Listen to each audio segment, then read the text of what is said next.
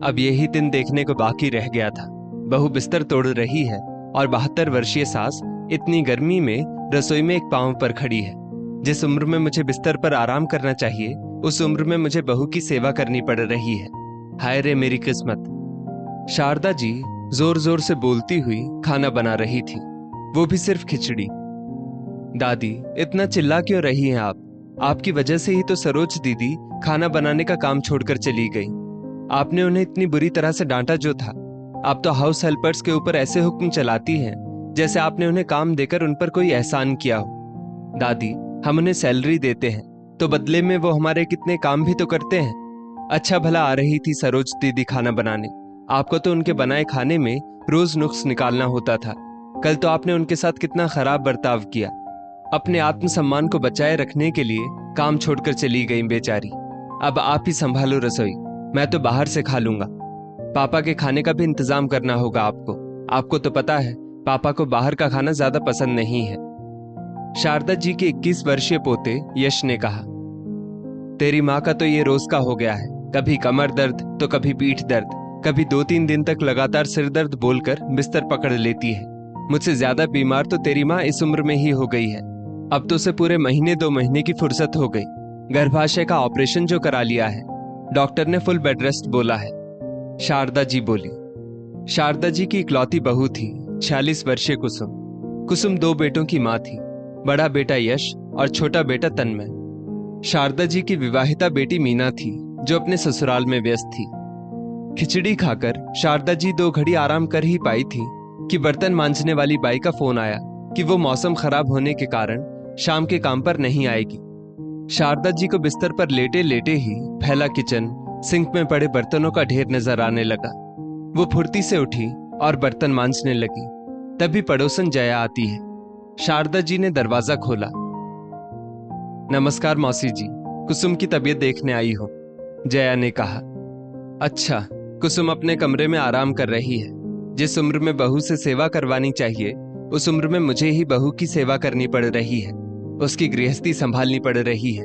देखो, जूठे बर्तनों का पहाड़ रसोई में पड़ा है, उसे भी साफ करना है। शारदा जी ने अपनी दुख भरी दास्तान सुनाई, फिर रुककर बोली, जया, तू तो किस्मत की धनी है। कितनी फुर्तीली बहू पाई है तूने। शादी के 10-12 साल तो हो ही गए होंगे उसे। 2 बच्चों की माँ बन गई है, पर जरा भी नहीं लगती। घर के साथ साथ अपने आप को भी सेहतमंद रखा है तुम्हारी बहू ने। मेरी बहू की तरह बार बार बीमार पड़ते नहीं देखा मैंने उसे। शारदा जी ने कहा। हाँ, कह तो आप सही रही हैं, पर यह सब आपके ही कर्मों का फल है, जया बोली। ऐसा मैंने क्या कर दिया जो मुझे ही बहू की चाकरी करनी पड़ रही है? शारदा जी ने आश्चर्य से पूछा। अरे मौसी जी, आपको पहले ही सोचना चाहिए था कि अगर बहू बीमार पड़ गई तो बुढ़ापा कौन संभालेगा। आपने तो बहू को हमेशा पराया ही समझा। जब आपकी बहू कुसुम शादी करके आई थी तो एकदम तंदुरुस्त थी। आपने आते ही उसके कंधों पर घर की सारी जिम्मेदारी तो डाल दी, पर उसके खाने पीने का जरा भी ध्यान नहीं रखा। ताजा खाना तो उस बेचारी को कभी नसीब ही नहीं हुआ। वो खुद से फल काट कर खा भी नहीं सकती थी। फल पड़े पड़े सड़ जाते थे, पर वो संकोचवश खा नहीं पाती थी। आपने उसे इसकी इजाजत ही कहाँ दी थी। हमेशा उसे पराया समझा। बहू को छोड़कर घर के सारे सदस्यों का साल 2 साल में एक बार हेल्थ चेकअप करवाती। आपको बहू के स्वास्थ्य की चिंता ही कहाँ थी। 2-2 प्रसव में भी आपने बहू का जरा भी ध्यान नहीं रखा।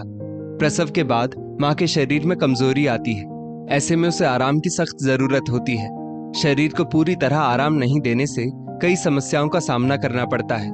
ये सब जानते हुए भी आपने कुसुम को पर्याप्त आराम और पौष्टिक आहार नहीं दिया। उसकी माँ का तो देहांत हो चुका था। उसके पिता ने आप पर पूरा भरोसा रखा और कुसुम की डिलीवरी ससुराल में ही करवाने को राजी हुए थे। 40 दिन का आराम तो आपने उसे दिया ही नहीं। 21 दिन होते ही किचन में लगा लेती थी उसे, जया ने कहा। कैसी बात करती हो जया, दोनों बच्चे कोई घर पर नहीं हुए। पूरा डॉक्टरी इलाज करवाया था। सुबह शाम ना जाने कौन कौन सी ताकत की दवाइयां तो लेती रहती थी बहू। शारदा जी ने अपनी सफाई रखी। हाँ, मुझे अच्छे से याद है। शादी के 3 साल बाद तक जब कुसुम ने खुशखबरी नहीं सुनाई, तब आप इलाज करवाने के पीछे लग गई थी उसके। दिन में ना जाने कितनी दवाइयां खाती थी बेचारी, पर आपने ना उसके मानसिक स्वास्थ्य का ध्यान रखा ना शारीरिक। अच्छे भले घर की लड़की कुपोषण और अनीमिया का शिकार हो गई। जया ने शारदा जी को सच्चाई का आईना दिखाया। शारदा जी को अपनी बहू के साथ किया एक एक गलत व्यवहार याद आने लगा। अरे बहू, थोड़ा पनीर और देना। ये ले बेटा, थोड़ा हलवा और ले ले। शारदा जी अपने बेटे और बेटी को बहुत मनुहार करते हुए खिलाती, ये जानते हुए भी कि बहू के लिए पर्याप्त खाना बचा ही नहीं है। फिर बोलती, बहू सब्जी में तो पनीर बचा ही नहीं है, ऐसा करो आलू डालकर खा लो। कभी कहती, कल के चावल पड़े हैं फ्रिज में, उसे गर्म करके तुम खा लो। कभी बची हुई आधी कटोरी दाल में एक कटोरी पानी मिलाकर दे देती। कभी कहती, गाय को या काम वाली को रात की रोटी देने से अच्छा तुम ही खा लेना बहू। अरे इस उम्र में तो मैं बासी खाना नहीं खा सकती, तुम्हारी उम्र की होती तो बात कुछ और होती। अच्छा सुनो, थोड़ा दही है तो मट्ठा बना देना बहू। कुसुम ने सबके लिए पर्याप्त मट्ठा बना दिया। जानबूझकर शारदा जी बहू के हिस्से का भी मट्ठा पी जाती। अरे तुम्हारे ससुर जी फल लाए हैं, अब इस उम्र में तरह तरह की बीमारियों ने शरीर को घेर लिया है, इसलिए मेरा फल फ्रूट खाना जरूरी हो जाता है। लेकिन जब हम तुम्हारी उम्र के थे तो दूध दही फल फ्रूट को हाथ तक नहीं लगाते थे। ससुराल में सबके खाने के बाद जो बच जाता था उसी से संतुष्ट हो जाते थे। शारदा जी अक्सर बहू कुसुम से यही कहती। यदि सास ऐसा बोले तो कहां से किसी बहू का खाने का मन करे। सास के व्यवहार से शरीर के साथ साथ कुसुम का मन भी खराब हो चुका था। पति अनिल से कुछ कहो तो वो कहते, तुमको कितनी बार कहा है कि सास बहू के बीच में मुझे मत घसीटा करो, मुझे जोरू का गुलाम नहीं कहलवाना। अनिल कामकाजी पत्नी चाहता था जो घर परिवार को संभालने के साथ पैसे कमाना भी जानती हो। नौकरी के साथ घर परिवार संभालना औरत की ही जिम्मेदारी है। ये शारदा जी ने अपने बेटे को अच्छी तरह से समझा दिया था, जबकि कुसुम नौकरी करना नहीं चाहती थी। वो जानती थी कि उसकी मदद को कोई नहीं आएगा और दोहरी जिम्मेदारी निभाना उसके लिए मुश्किल होगा। कुसुम जवाब तलब करके बात नहीं बढ़ाना चाहती थी। उसने पास के ही स्कूल में टीचर की जॉब के लिए आवेदन कर दिया और जल्दी ही उसे नौकरी मिल गई। तब तक उसके दोनों बच्चे स्कूल जाने लगे थे। स्कूल के साथ साथ घर परिवार बच्चों की जिम्मेदारी कुसुम पर ही थी। शारदा जी की भूमिका ना के बराबर ही रहती। उस पर भी कुसुम के शरीर में पौष्टिक चीजें ना के बराबर ही जाती। जल्द ही कुसुम कमर दर्द, पीठ दर्द, घुटने दर्द और अनीमिया का शिकार हो गई। उसने जैसे तैसे 8-10 साल नौकरी की, फिर नौकरी से इस्तीफा दे दिया। अरे मौसी जी, मैंने तो अपनी बहू को कह रखा है, परिवार का ध्यान रखने से पहले अपना ध्यान रखा करो।